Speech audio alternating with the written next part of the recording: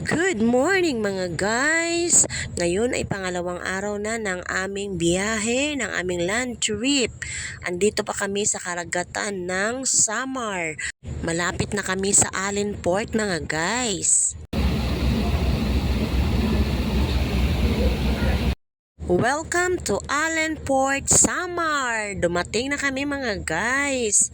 Umalis yung barge sa Matnog ng 4 AM. Nakarating kami dito sa Allen Port ng 6 AM.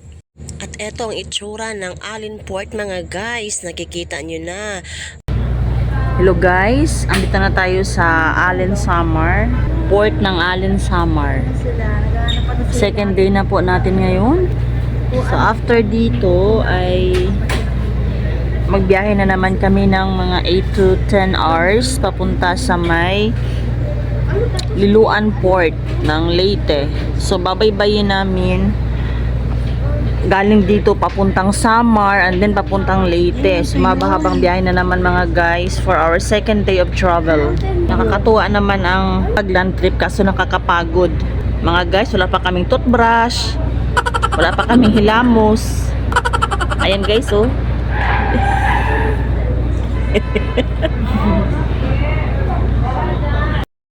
Ang laki talaga ng barge na to mga guys. Ang laki ng capacity niya. Ang daming maisakay ng mga malalaking mga sasakyan ng mga 6-wheelers na truck. Eto siya mga guys, ang sinakyan namin, Santa Clara Shipping Corporation. Palabas na kami ng Allen Port mga guys, pero dadaan muna kami sa comfort room dito sa port para magbihis at mag-toothbrush. Magbiyahe na naman kami mga guys. Iikutin na naman namin ang kalsada ng buong Samar papuntang Leyte. At mag-breakfast kami mga guys pag may makita kaming makainan dito sa may gilid ng kalsada. Maswerte tayo ngayon mga guys dahil sa advanced technology may mga apps na iniimbento na pwede makatulong sa atin para i-guide tayo kung saan tayo pupunta if in case na hindi natin alam ang isang lugar na pupuntahan natin. So yun lang ang ginagawa namin mga guys kapag may pupuntahan kami tapos hindi namin alam yung lugar na pupuntahan namin, gagamitin lang namin yung Waze. Mag-Waze lang kami mga guys. Yan, matunto na namin ang lugar na pupuntahan namin. Tulad ngayon, nag-byland kami. Waze lang ang ginagamit namin para matunto namin yung pupuntahan namin. Diba? Laking tulong din ng Waze. Welcome to Malupalo, Samar.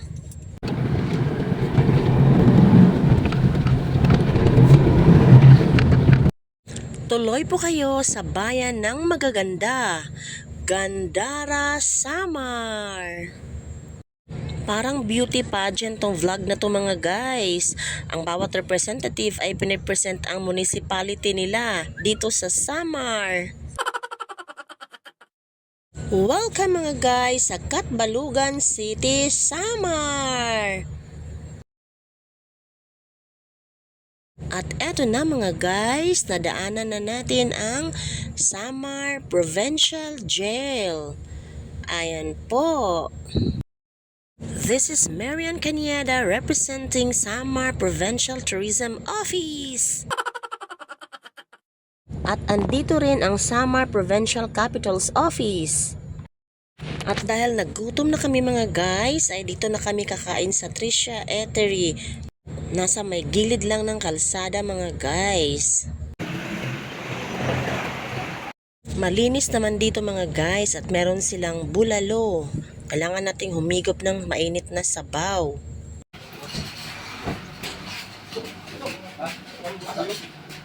After kumain, biyahe na naman mga guys at may nakita akong signage dito. Welcome to Hinabangan Town Fiesta. Andito na kami, binabaybay na namin ang Hinabangan, Samar. Ano kasi ito? Sa akin ba? Sa akin kasi ito. Hindi ko ginawa. Dahil ako nagalit tubig sa kwarto. Wala, bakit nakalungkot? Patay, patay din ako. Patay ka na nabis ka na nakakamay. Tapos putas lang. Kung ano, hindi ko ginawa din ko. Patay na ko. At eto na mga guys, ang pinakahihintay ko, ang San Juanico Bridge. Malapit na tayo sa San Juanico Bridge. Welcome. Hello guys, welcome San Juanico Bridge na guys. Welcome San Juanico Bridge. Ito na, start na San Juanico. Ha? kaya? Ito mo. Ito, yung oras, 2:08 na dating.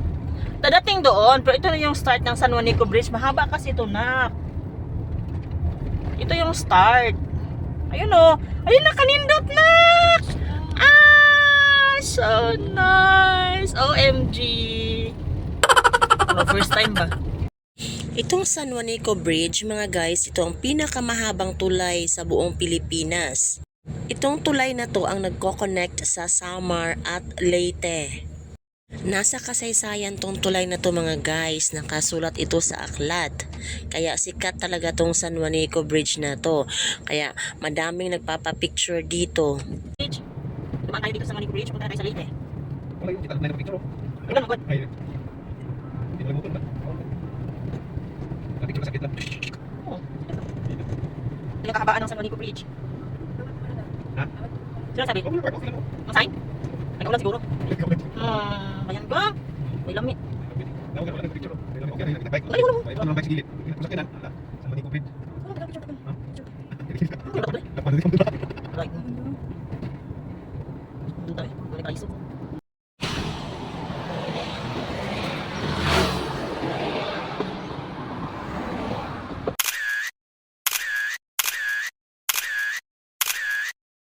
Welcome to Tacloban City. Andito na tayo, mga guys, sa Leyte. Napasok na natin ang Leyte, mga guys. So, andito na sa Leyte ang Liloan Port. Kaya dire-diretso lang ang ating biyahe papuntang Liloan Port, Leyte.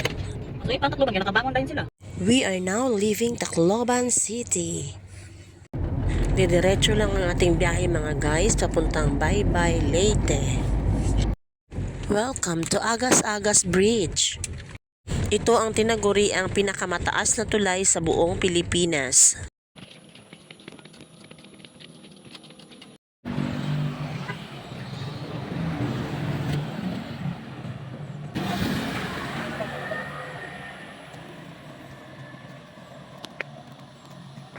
Taas agad,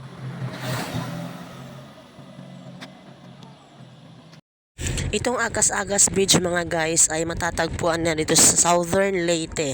Kaya kung land trip kayo from Manila to Mindanao is madadaanan nyo talaga itong Agas-Agas Bridge na to sa Southern Leyte. Welcome to Liloan Port, mga guys. Dito kuha na naman tayo ng ticket. So, dito naman sa Liloan Port, papuntang Lipata Port, ito yung mga nababayaran ko, mga guys. Sa sasakyan is 3,300 pesos.